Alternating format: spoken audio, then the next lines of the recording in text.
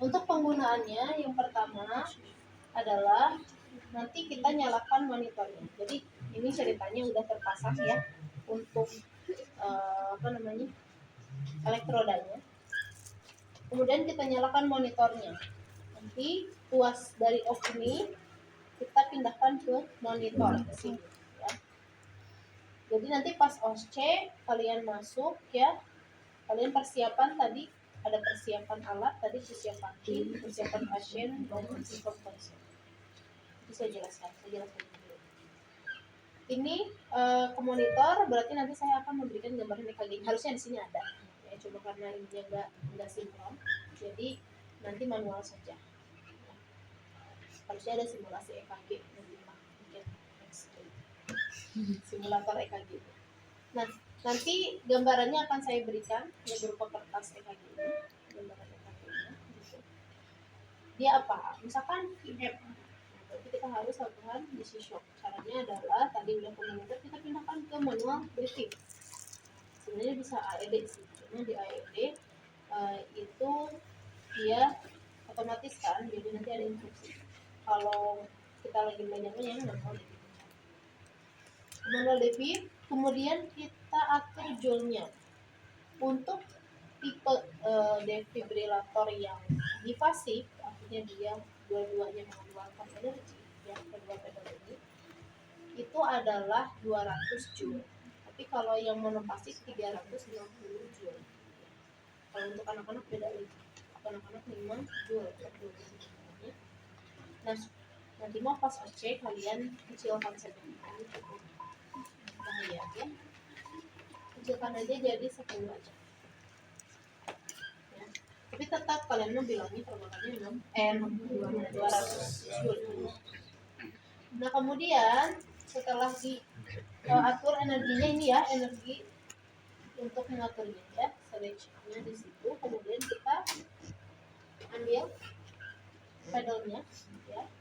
Caranya adalah bisa kalian lihat ya. Caranya yang dekat dengan perawat itu yang diambil terlebih dahulu. Artinya membukanya keluar. Jangan begini. Ya. Karena nanti kalau rusak ganti ya. Kemudian ketika sudah diambil seperti ini dan tadi ya sudah diatur joule-nya, kalian bilang stand clear. Kita minta jarinya, oke. Kita minta jarinya, kemudian kita ya itu udah perlu aja ya, rapikan saja. Kemudian kita akan menyimpannya di sternum dan apex. Jangan sampai terbalik down begini. Ini sebenarnya ada, kalau kalian lupa enggak kok kalian. Kalau misalkan kalian lupa, di sini ada gambar. Sebenarnya ada gambar RNS.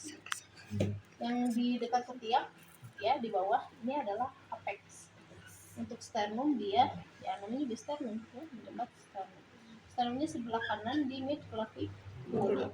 Di sini di mid clavicular, dan ini untuk di apex. Sebenarnya posisinya boleh gini, boleh juga seperti ini. Tapi kalau misalkan kagok boleh seperti ini. Setelah itu kita akan melakukan charging ya. Charging itu pencet yang warna kuning nih, kuning kecil. Sebenarnya bisa di situ juga ada charge yang warna kuning juga. Cuma kalau misalkan kalian timnya hanya sendiri gitu ya, ya kita bisa pencet aja. Pencet charging, nanti dia akan mengecas. Ketika sudah ada instruksi seperti ini, maka kita akan melakukan shocking. Tapi pastikan lingkungan aman, diri kita aman, pasiennya juga aman.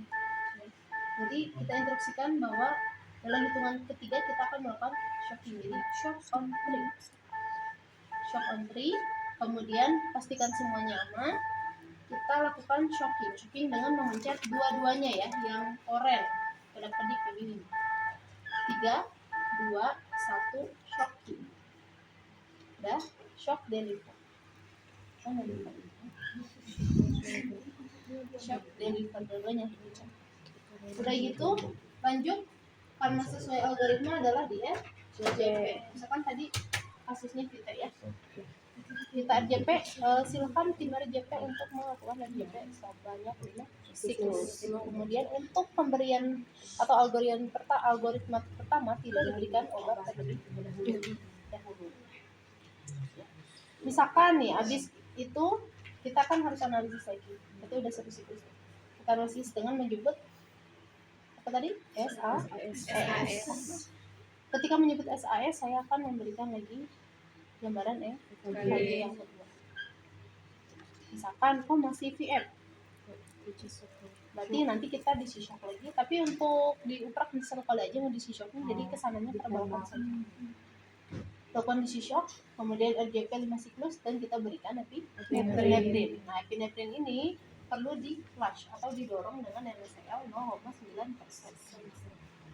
Ya. Kemudian SAS lagi, nanti saya berikan lagi. Ternyata misalkan jadi asistol. Nah, kalau asistol tadi kita harus cek elektrodanya copot enggak. Ternyata misalkan ada yang copot. Nanti kalau misalkan cek elektroda, elektroda terpasang. Berarti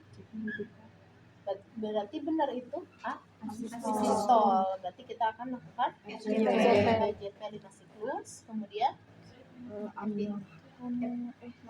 no drug, betul. Karena amiodaron nggak diberikan di unshockable, hanya di shockable, kayak gitu ya. No drug. Terus kita AS lagi. Ternyata gambarannya misalkan IT. Ya. Kita tanpa nadi ya. Kita tanpa nadi, berarti kita lakukan di shock, kemudian kita RJP 5 siklus, lalu diberikan epinephrine 1 mg. Kenapa diberikan epinephrine? Karena tadi udah dijeda. Ya. Misalkan habis itu masih vite tanpa nadi, berarti kita shock, kemudian kita RJP siklus, kemudian amiodaron, betul. Amiodaronnya berapa? 300 mg. Ya, 300 mg ya. Kita beri amiodaron dosis pertama 300 ya. Untuk amiodaron itu lebih bagus ditinggikan. Sekali diberikan itu ditinggikan. Kalau tadi epinephrine di flush dengan NaCl, kalau amiodaron ditinggikan stabilitas yang diinfusnya ya. Kayak gitu. Kemudian misalkan ternyata dia masih juga PM, nanti kita di C-shock lagi, berikan RJP 5 siklus ya, kemudian kita beri epinephrine. Epinephrine apa no drug?